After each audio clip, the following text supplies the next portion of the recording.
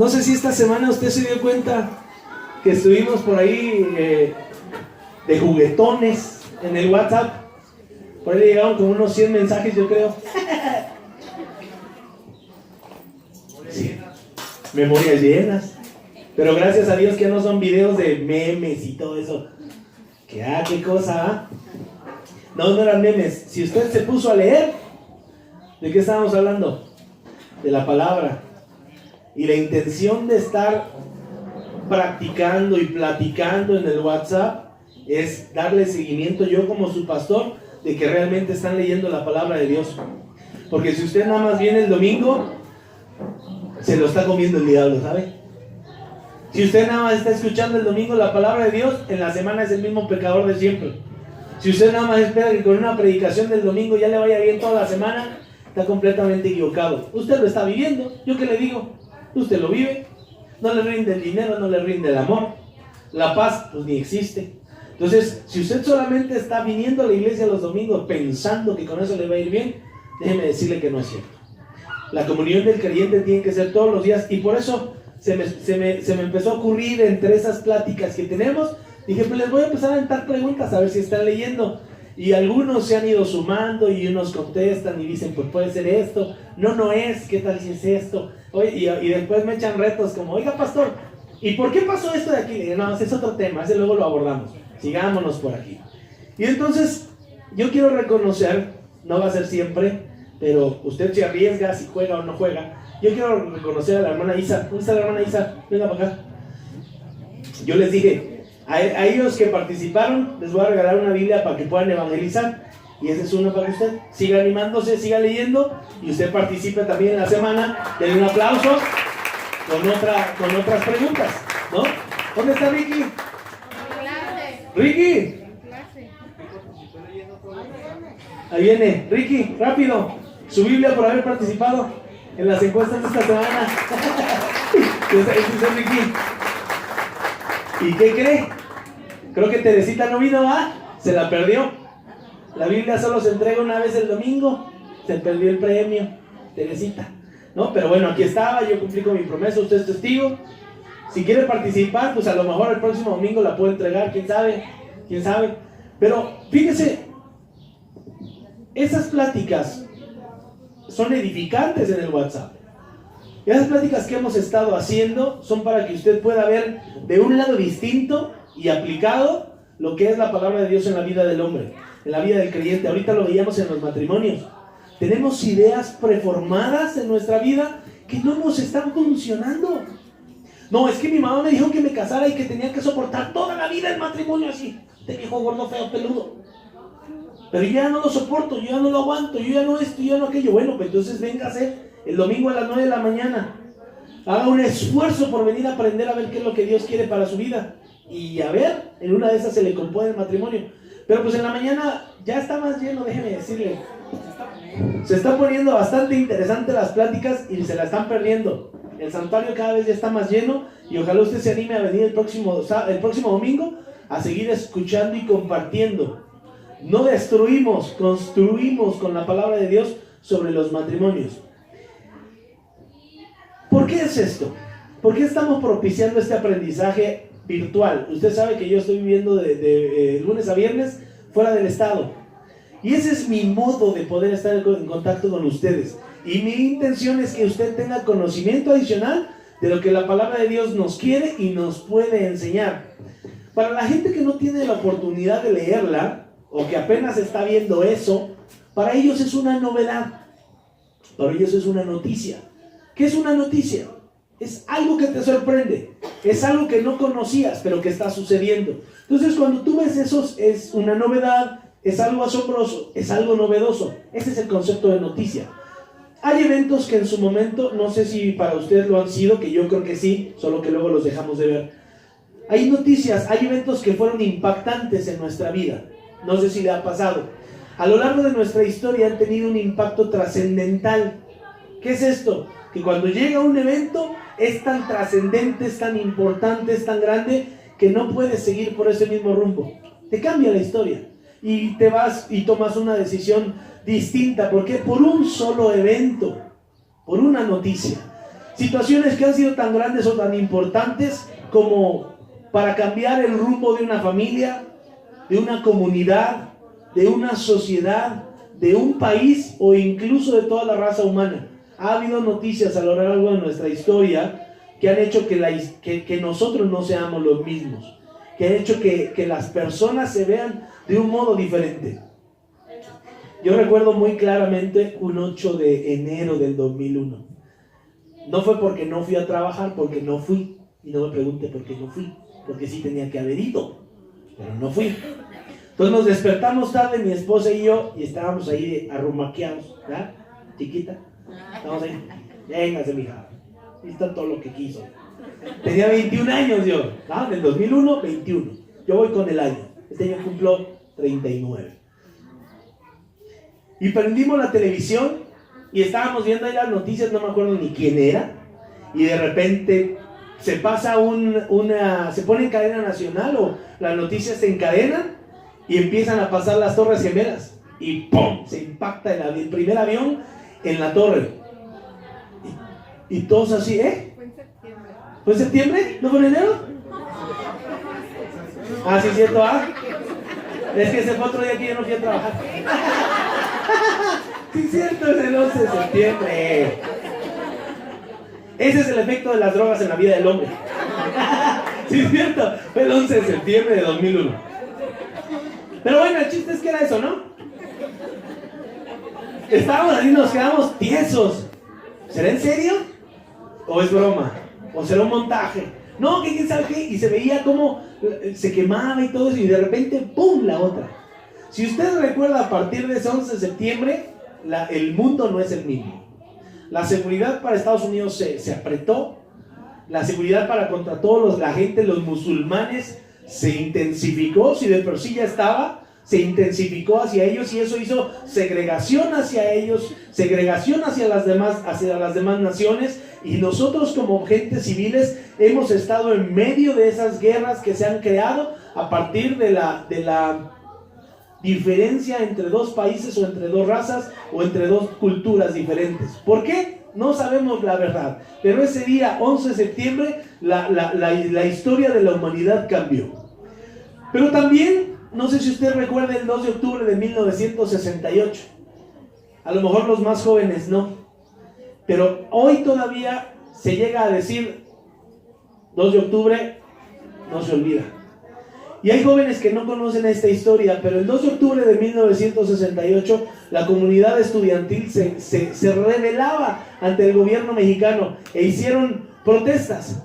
Y una de esas protestas terminaba en una plaza muy importante ahí en la Ciudad de México, que es la plaza de Tlatelolco. Y ahí se juntaron hombres que ahorita tendrán 68, 70 años, recuerdan esa situación. El gobierno le dio la instrucción a la policía y a los militares que usaran un guante blanco, y se pusieron alrededor de todo ese cuadrante. Eran edificios muy grandes que más adelante en un sismo se caerían. Y esos hombres se pusieron alrededor de toda la plaza y permitieron que llegara toda esa juventud que estaba haciendo mucho ruido porque venían las Olimpiadas de México 68 y estaba levantando mucho tema social. Entonces permitieron que llegaran. ¿Y qué cree? Cuando llegaron todos esos jóvenes al centro de la plaza de Tlatelolco, empezaron a matarlos. La matanza de México 1968. Muchísima gente murió. Esta semana pasada hablaba con un doctor y le decía, vi su fotografía de Ciudad Universitaria, muy viejita. Le dije, doctor, ¿usted estuvo en la masacre de 1968? Sí, hijo, la libré por nada. Estaba cerca de una salida, empezó el tiroteo, una señora y un niño al lado de mí cayeron, yo me hacía de lado, corría, buscaba la salida, toda la gente corría para todos lados, la sangre brotaba, salí todo ensangrentado de ese lugar, corrí hacia la raza, hacia el metro La Raza, y fue como pude salvar la vida. Pero muchas personas murieron ese día. Busque la película, se llama Rojo Amanecer, para que se dé una idea. Esa noticia cambió la historia de nuestro país. ¿Qué pasó? A los meses siguientes se pasaron las Olimpiadas de México 1968 como si nada hubiera sucedido aquí. Para el mundo, pero para las familias que perdieron un ser querido en esa masacre, ese año tiene mucho sentido todavía. 19 de septiembre de 1985, 7 de la mañana aproximadamente, un poquito más adelante, 8.5 grados en la escala de Richter. Esos mismos edificios donde la policía había matado a muchos jóvenes se cayeron. Y la Ciudad de México quedó casi completamente destruida. Miles de muertos en la ciudad. Esa es una noticia que impactó no solo a la Ciudad de México, impactó al país. ¿Por qué? Porque a partir de ese sismo, mucha gente de la Ciudad de México comenzó a salir a los estados. Guadalajara es uno de ellos. Una situación que parecía afectaba solamente una localidad, afectó a todo un país. 22 de abril de 1992. ¿Ese usted lo vivió? Si usted es como de los 80, se lo recuerda, de los 80 para atrás, tiene memoria de ese abril de 1992. De repente, todo tranquilo, la mañana transcurría perfecto y empezó el voladero de vehículos. Las calles se abrían completamente por el centro, gente volada en pedazos, coches arriba de las casas. ¿Qué le cuento si usted fue a buscar a sus familiares? Allá andaba. O a lo mejor usted anduvo allá cuando sucedieron esas cosas. Esas son noticias que cambian nuestra historia, hermano. Una vez que algo así sucede, nada vuelve a ser igual. Te levantas, prendes el radio, la televisión, llegas a un lugar, llega una persona a ti a contarte algo y tu vida ya no vuelve a ser la misma. Esa es una noticia impactante. Tu misma vida está llena de historias, de noticias que han cambiado tu rumbo. La vida de alguien, la vida de tus hijos, la muerte de alguien, separaciones, un divorcio, tu corazón roto. No, es que él jugó con mi corazón. A partir de ese momento no fui la misma, no fui el mismo. Violencia, amor, desamor, dinero, pobreza, enfermedad, salud. Tu vida podría ser una serie de Netflix y nadie la ha hecho, porque solo tú te la sabes, solo tú la has vivido y solo tú la has sufrido. Imagínate esta situación.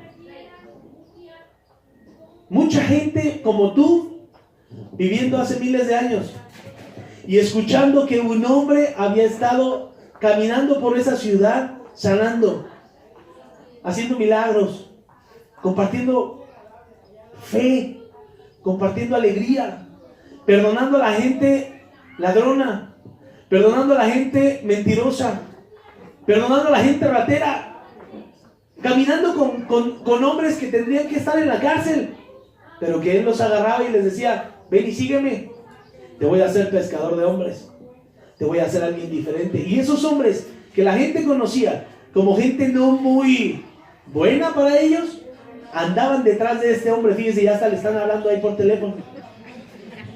¿Serás tú?, le van a decir. Imagínense esa situación dentro de esa ciudad. Jesús va caminando por todas las calles sanando a los enfermos, dando buenas noticias, dando esperanza. Y en uno de esos días él llega a un monte. Y en ese monte ya era tan grande la fama que él tenía, que se le sentaban alrededor 5,000 hombres. 5,000 hombres con sus mujeres. 5,000 hombres con sus mujeres y con sus niños. Ya llevamos 15,000. 5,000 hombres con sus mujeres, sus niños y los ancianos. En ese grupo de personas había gente que quería tener paz en su corazón.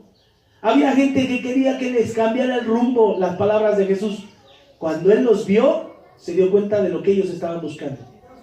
Cuando él vio a esas personas sentadas, viéndolo fijamente, escuchándolo todo el tiempo, se dio cuenta que ellos necesitaban escuchar algo distinto, que ellos necesitaban una noticia que cambiara su vida. ¿Por qué? Porque están tristes, porque están necesitados, porque alguien que deja su hogar para buscar al Señor, para irlo a escuchar, es porque tiene hambre de algo. Por eso tú viniste esta mañana, porque tienes necesidad de escuchar una palabra. No viniste a dormirte a la iglesia. Si vienes y te duermes es porque estás cansado de todo lo que estás pasando todos tus días. Pero aún en ese sueño, aún en ese cansancio, aún en esa situación, el Señor te puede ayudar. Abre tu Biblia a Mateo 5, versículos del 13 al 12. Mateo 5, del 3 al 12.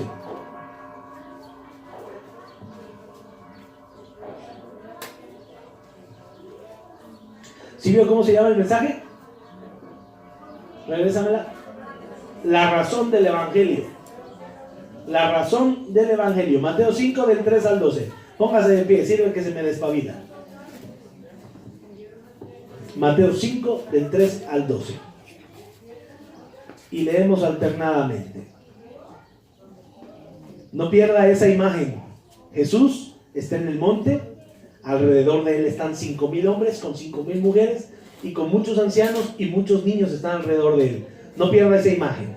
Y él empezó a decirles: bienaventurados los pobres en espíritu, porque de ellos es el reino de los cielos. Bienaventurados los que lloran, porque ellos recibirán consolación. Bienaventurados los mansos, porque ellos recibirán la tierra por heredad. Bienaventurados los que tienen hambre y sed de justicia, porque ellos serán saciados. Bienaventurados los misericordiosos, porque ellos alcanzarán misericordia. Bienaventurados los de limpio corazón, porque ellos verán a Dios. Bienaventurados los pacificadores, porque ellos serán llamados hijos de Dios. Bienaventurados los que padecen persecución por causa de la justicia, porque de ellos es el reino de los cielos. Bienaventurados sois cuando por mi causa os vituperen y os persigan y digan toda clase de mal contra vosotros mintiendo. Todos gozaos y alegraos, porque vuestro galardón es grande en los cielos, porque así persiguieron a los profetas que fueron antes de vosotros.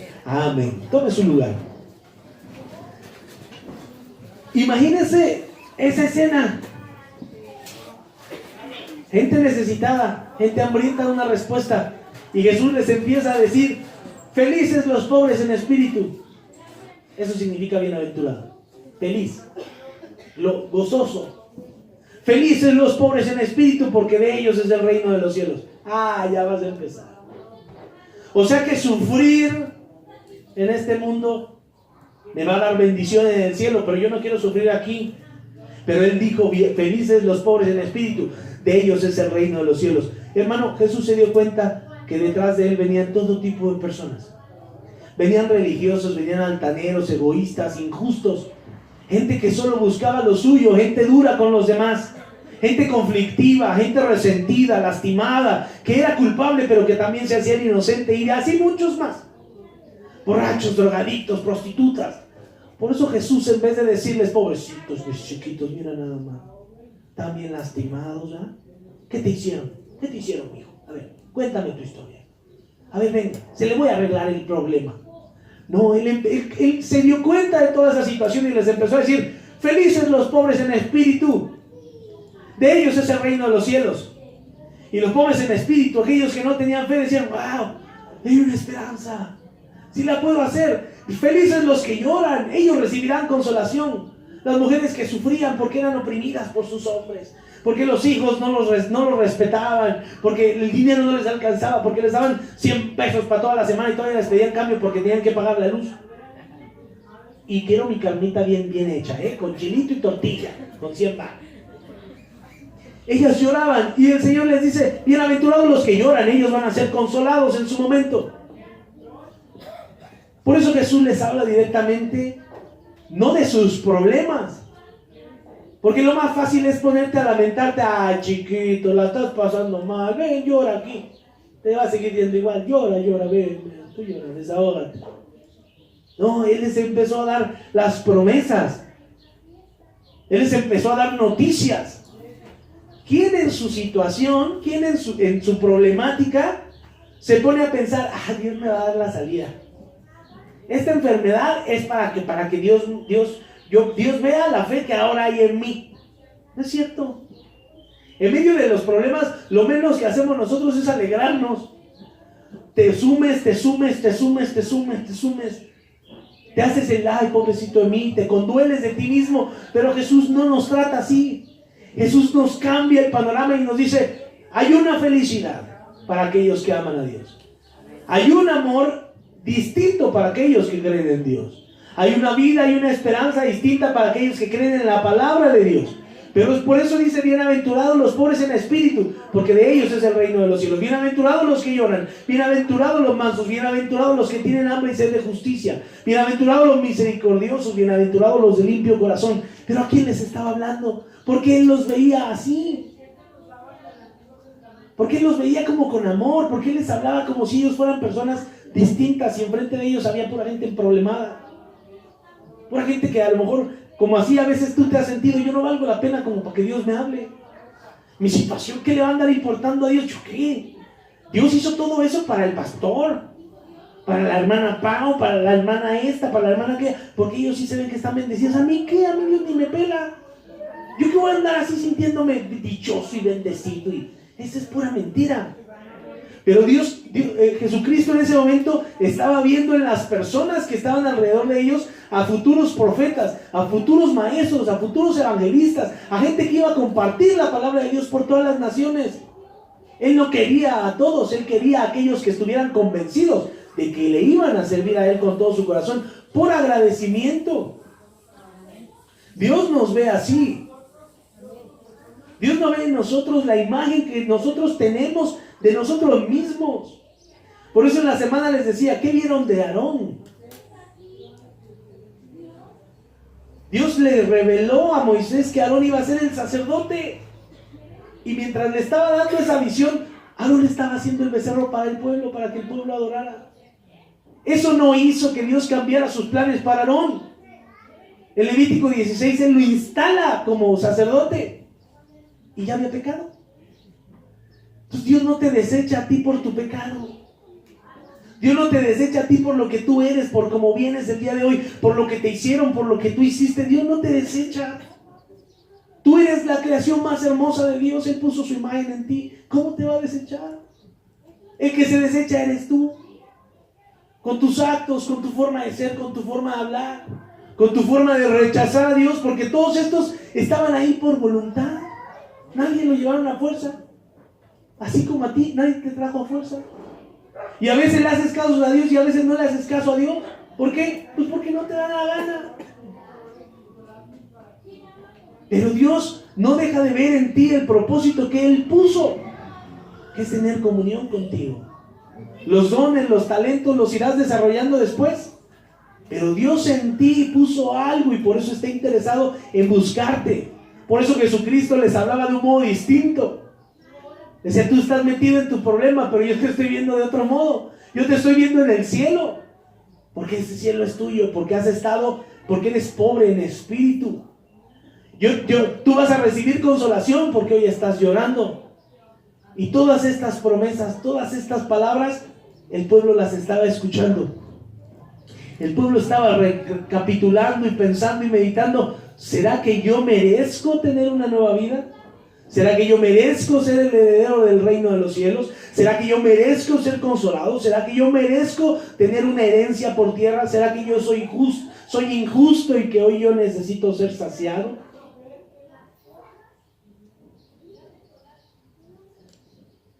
Jesús siempre nos va a presentar las promesas de Dios. Jesús siempre nos va a decir, esto es lo que está preparado para aquellos que creen en mí. Una vida distinta, una fe distinta, un corazón distinto. Pero hay algo que Dios nos ha dado a nosotros que se llama libre albedrío, que es el gran tropezadero para las personas.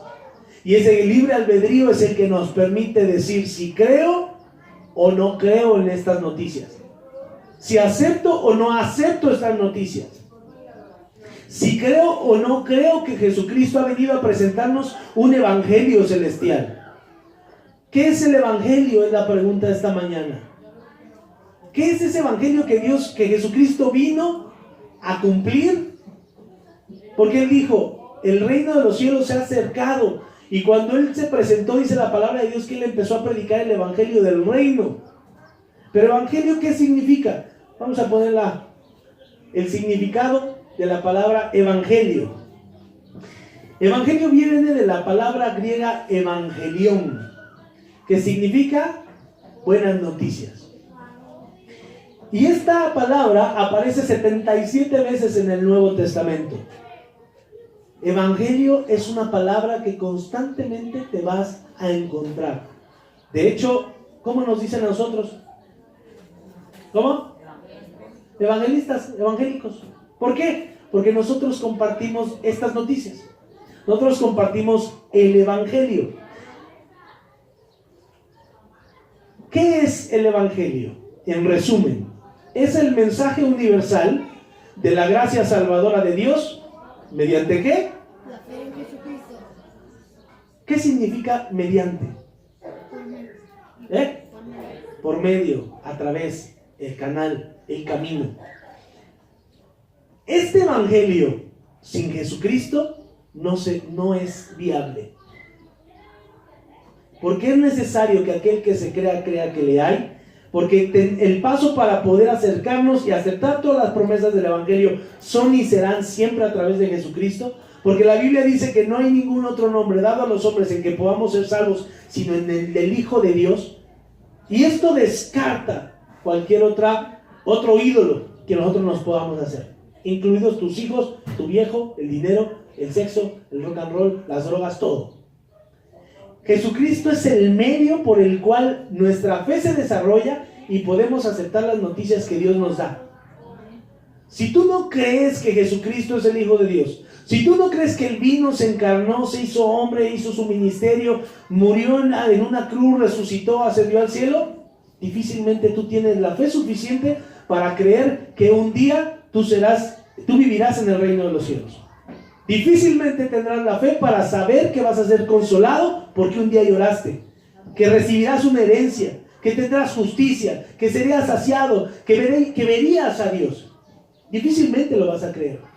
¿Por qué? Porque te falta el medio. Te falta aceptar que Jesucristo es el Hijo del Dios Altísimo. Eso significa evangelio.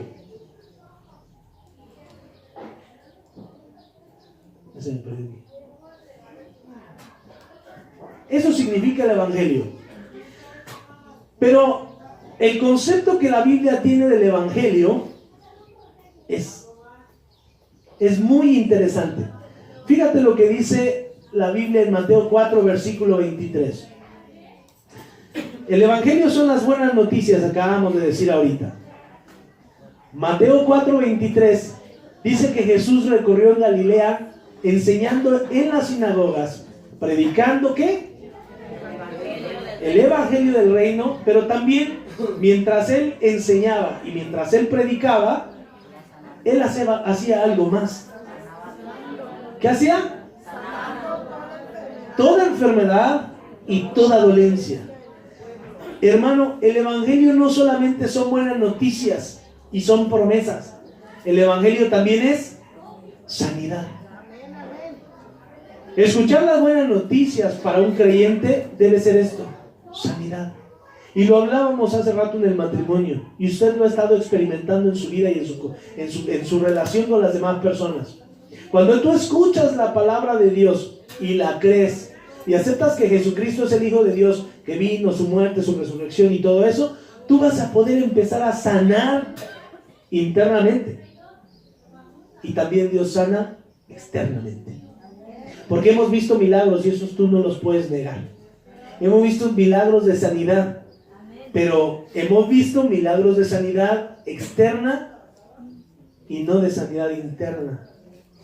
Porque hemos visto personas que han sanado físicamente, pero que después se alejan de Dios.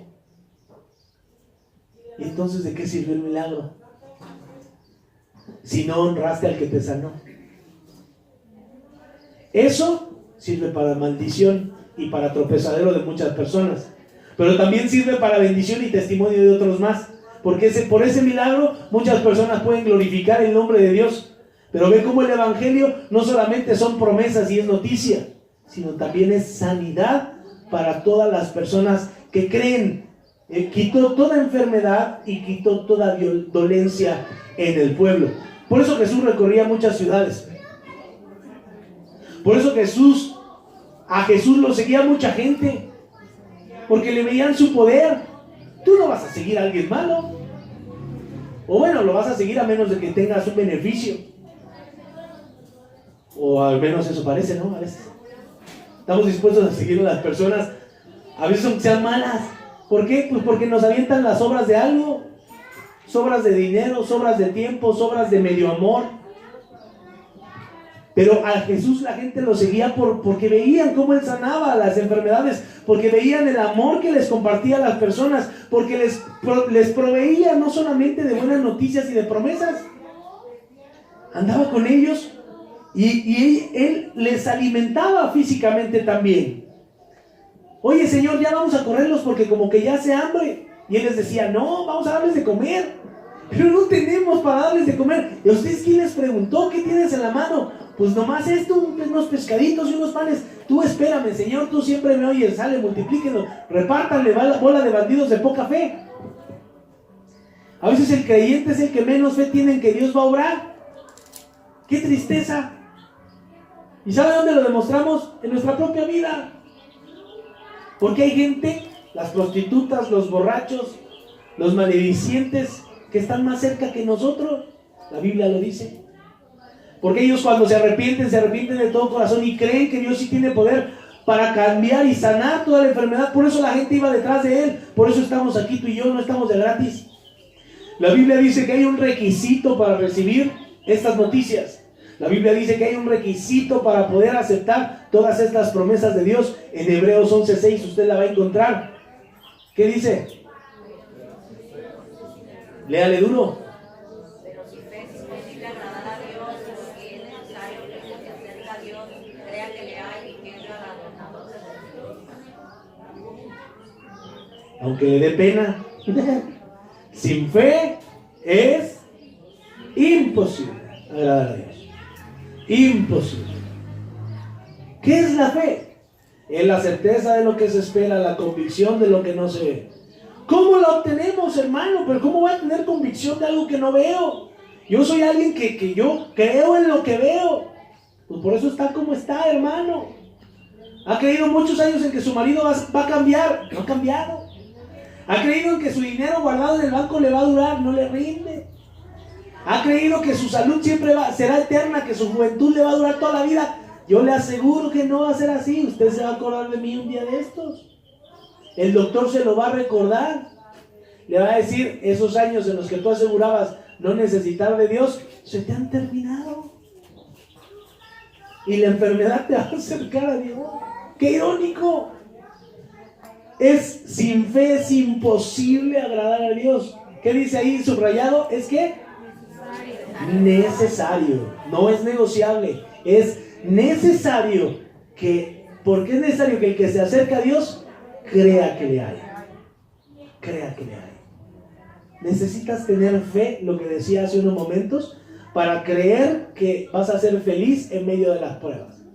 Necesitas fe para aceptar que Jesucristo es tu Señor y que tienes una vida distinta, porque hay algo que es seguro. Necesitamos tener fe y creer que Dios es galardonador de los que le buscan, que Dios le da regalos a aquellos que los buscan, que Dios le da promesas, que cumple sus promesas y que nunca cambia. Para eso necesitas fe. ¿Por qué no recibimos? Dice la Biblia, porque tú pides mal. Primero pides sin fe y segundo pides para tu propia conveniencia. Revisen sus oraciones. Señor, dame. Señor, yo esto. Señor, yo aquello. Señor, aquí, si tú me dieras, si tú me hablaras, si tú es. Y se olvida de las demás personas. Todo soy yo. ¿Y cuándo es aquel? Dios es galardonador de los que le buscan. Escuche lo que Dios está diciendo. Es necesario que creas en mi palabra, porque yo sí tengo el poder de sanarte. Es necesario que creas en mi palabra, porque yo sí puedo restaurar tu matrimonio. Es necesario que creas en mi palabra, porque yo sí puedo salvar a tus hijos. Es necesario que creas en mi palabra, porque tu salud yo la puedo restaurar. Es necesario que creas, pero no quieres. Cada noticia que tú escuchas, hermano, cuando vienes a la iglesia, cada palabra que viene de parte de Dios es real. Yo no tengo por qué asegurártelo. La palabra de Dios, si lo dice, para mí es real. Acuérdate que el Evangelio, lo acabamos de leer ahorita, el Evangelio no solo son noticias. El Evangelio no solo es sorprendente. El Evangelio se convierte en una sanidad. Pero también la Biblia dice que el Evangelio es otra cosa. Y lo dice en Romanos 1:16. La Biblia dice que es ¿qué? Encuéntrelo. El Evangelio es poder de Dios.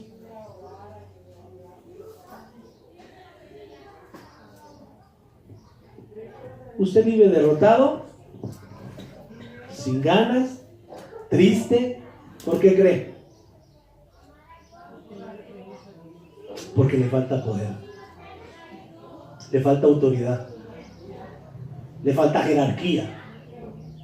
En mi pueblo dicen distinto. No lo voy a decir. Por ahí corrientemente se dice: te hacen falta pantalones. Esos son pantalones de parte de Dios. No me avergüenzo del evangelio, porque es poder de Dios para salvación a todo aquel que cree. Y ahí otra vez nos la volvieron a poner: a todo aquel que cree. Hay gente que predica el evangelio, pero su testimonio echa abajo sus palabras. No tiene poder de parte de Dios, y solito se avergüenza. ¿Y qué cree?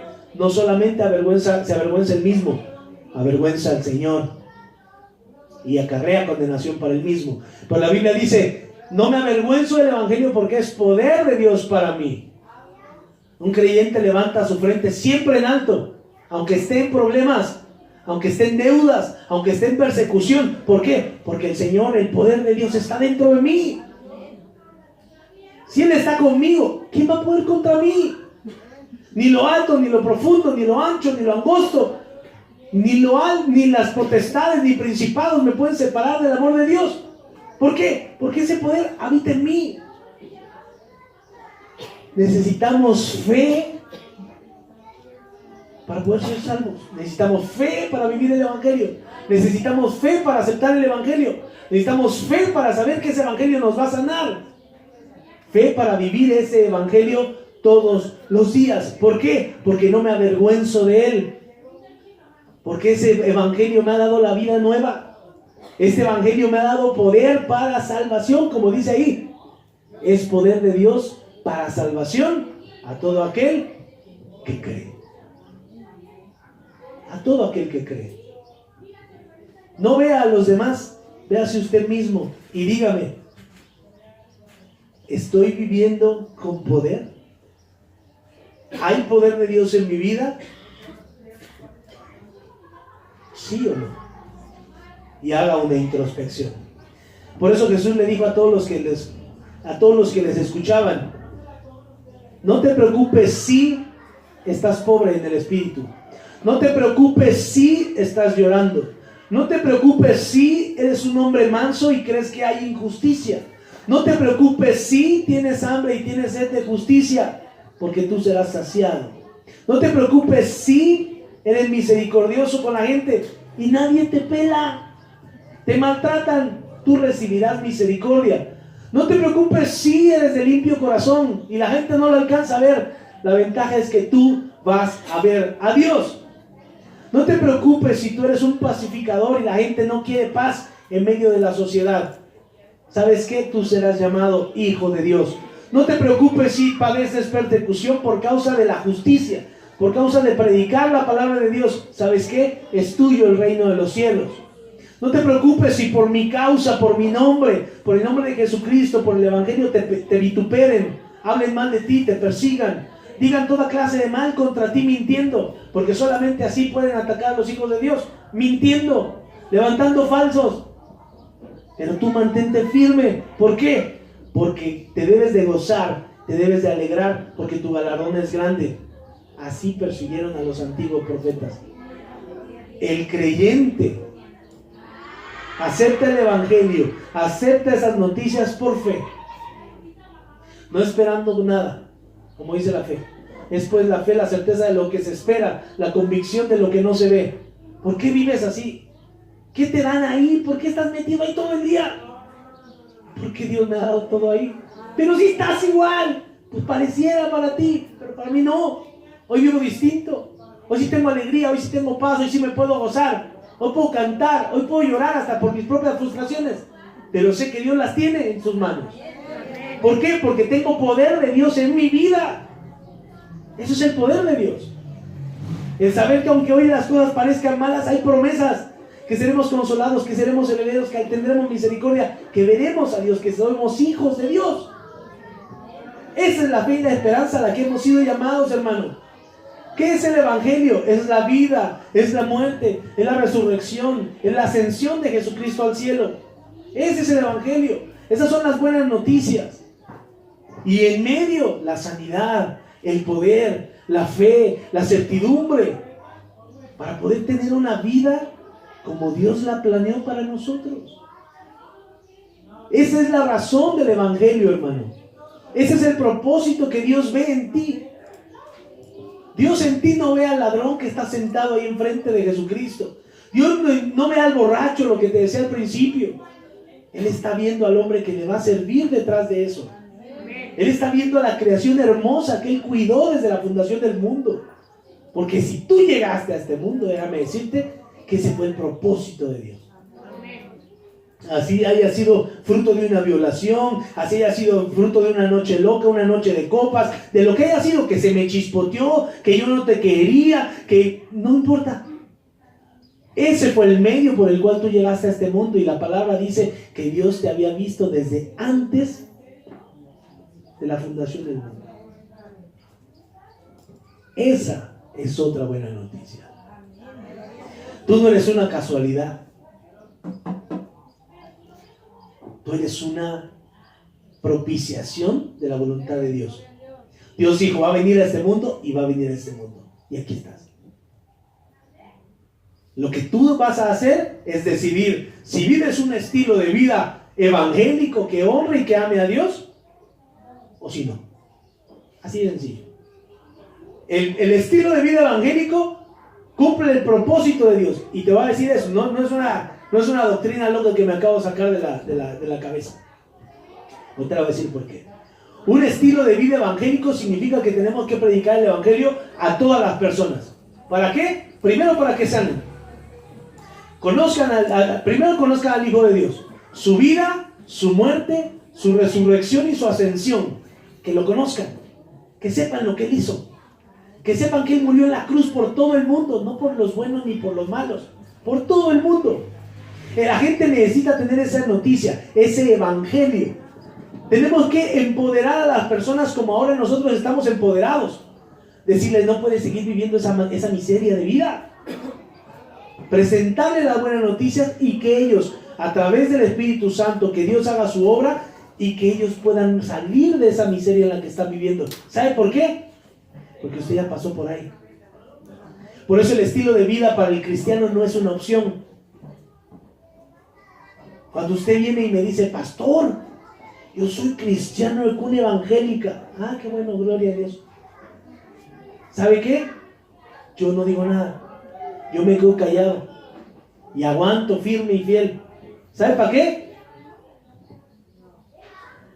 A ver. Sus actos me van a decir si ama a Dios con todo su corazón o no. Sus palabras me va a decir si ama a Dios con todo su corazón o no. El modo en el que trata a las personas me va a decir a mí, que soy bien desconfiado, si ama a Dios con todo su corazón o no. Y si usted está creciendo. Su face me va a decir lo que tiene en su corazón. Esa ya es nueva. Señor, no la pusiste aquí, pero yo la pongo. No. Pero son los medios por los que ustedes se dan cuenta. Dicen en mi rancho, de buche me echo uno y con surtida 2 y 3. Puros tacos de lengua. Hermano, es un estilo de vida evangélico. Es un estilo de vida de victoria en victoria. Sanidad, fe, milagros, crecimiento, ministerio, desarrollo, muerte y cielo. Muerte física y cielo. Pero ese cielo lo empezaste a vivir desde aquí. ¿Cómo? Con persecución. ¿Cómo? Con vituperios. Aquí lo dice también. Gózate, disfruta cuando la gente te persiga. Gózate y alégrate cuando hablen mal de ti, te persigan, digan toda clase de mal contra ti mintiendo, porque tu galardón es grande. Porque tienes un estilo de vida evangélico. Porque la gente puede ver en ti a mi Hijo Jesucristo. Porque las noticias tú sí te las creíste. Porque tú sí creíste que a ti te cambiaron la vida. Porque aunque todo parezca ir en contra tuya, tú sigues en paz. Tú sigues cumpliendo las promesas de Dios, creyendo las promesas de Dios. Cuando dice la palabra de Dios, oiga pastor, dice aquí una pregunta, ¿por qué tendría que vivir yo de ese modo? Si a mí me gusta el baile, la quebradita y el reggaetón. A mí me gusta, honestamente, a mí me gusta andar en el mundo. ¿Por qué tendría yo que vivir así? ¿Qué cree? ¿Qué cree que le va a decir el pastor? Pues porque Dios lo dice así. Porque la palabra de Dios lo dice así. ¿Dónde? Pues ahí lea su Biblia. Es un hecho que el Evangelio, además de ser sanidad, además de ser poder, el Evangelio es una señal profética. Y es una señal para nosotros. ¿Señal profética de qué? Mateo 24:14. Jesús está hablando. Jesús dice que cuando este Evangelio sea predicado por todo el mundo, ¿qué va a pasar ahí? Será el fin del mundo. Y esa es la promesa que está esperando la iglesia. Que este Evangelio, estas buenas noticias, se comparten en todo el mundo, todas las tribus, todo hombre, toda lengua, toda nación. Escuche que Jesucristo vivió, nació, vivió, murió, ascendió y listo. Vendrá el fin. ¿Y cuál es el fin? Lea Apocalipsis. Vendrá el arrebatamiento, todo lo demás. Pero eso tiene que ver con la parte del Evangelio. Es sanidad, es poder y es profecía. Hoy todos cuidamos nuestra vida. Cuando yo le digo cambie su estilo de vida, nosotros decimos no. ¿Yo por qué? Usted porque no tiene nada que hacer. Quiere estar todo el tiempo dentro de la iglesia. Se la ha de pasar todo el tiempo de baquetón del pastor. Todo el tiempo leyendo la Biblia. ¿Por qué? Porque estoy lejos. Porque ahí tengo cosas que hacer. Porque tengo visitas en la casa. Porque ¿sabe qué, hermano? Estoy enfermo. Porque no tengo dinero. Bueno, sí tengo dinero, pero hoy no puedo ir. Voy a salir. ¿Sabe qué? No, porque ya llegó mi viejo. ¿Sabe qué? No voy a ir porque ya se fue mi viejo. ¿Sabe qué? No voy a poder ir porque mis hijos se fueron. ¿Sabe qué? Mis hijos llegaron. No voy a poder ir. Hermano, ¿qué van a decir de mí si me pongo a servir? Bueno, ¿sabe qué? Ya están hablando de mí. No voy a ir. Todo el tiempo tenemos un pretexto para no entregarle nuestra vida al Señor. ¿Sí o no? Todo el tiempo.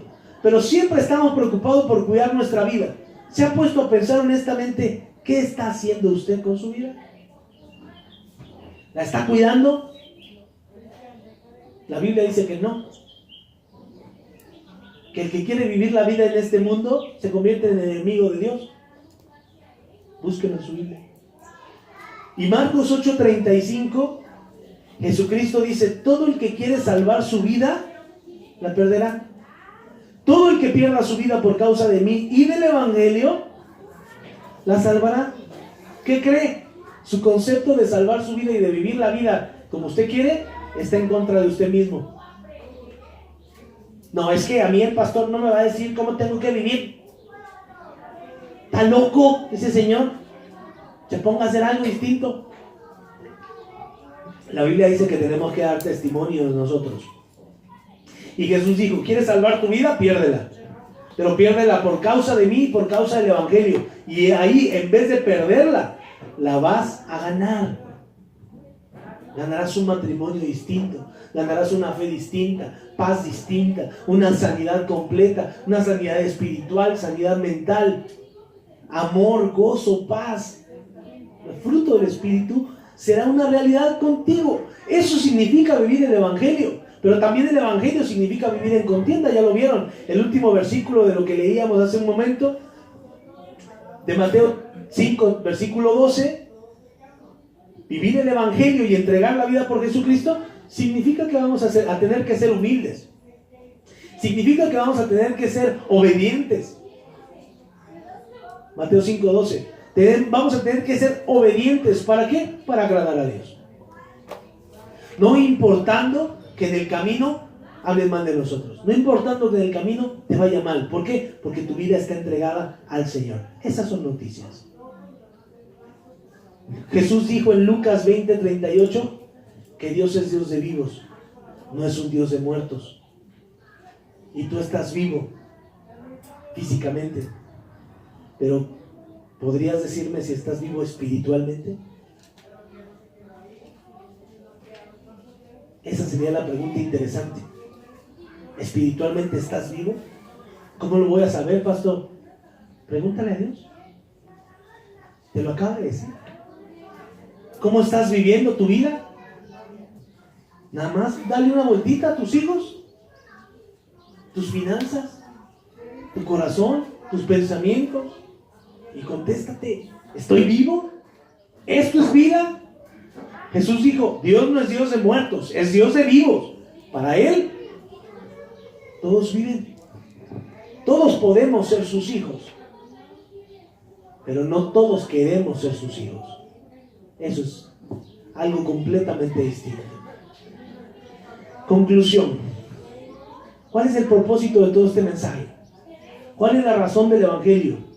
¿Cuál es la razón que Jesucristo haya venido a este mundo, haya muerto por ti en la cruz y haya resucitado para obediencia de su Padre y para beneficio nuestro? ¿Cuál es esa razón? Que tú vivas el Evangelio, que tú vivas una vida distinta. Si tú no puedes vivir el Evangelio, ese sacrificio fue en vano para ti, no para los demás, para ti. El Evangelio es sanidad. El Evangelio también es ¿qué? Poder. El Evangelio son promesas que nosotros podemos disfrutar.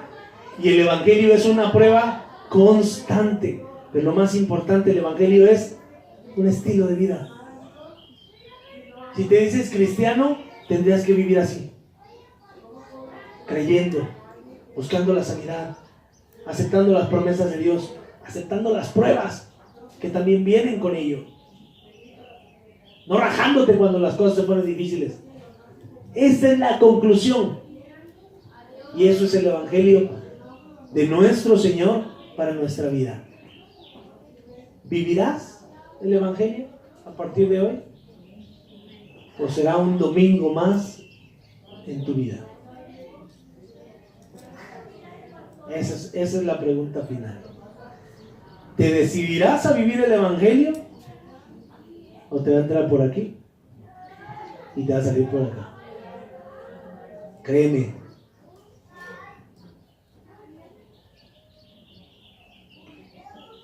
¿Eres tan importante para Dios que te busca por tantos medios, que entregó a su Hijo por ti y sigue rechazándolo? Está escrito que todo hombre va a morir.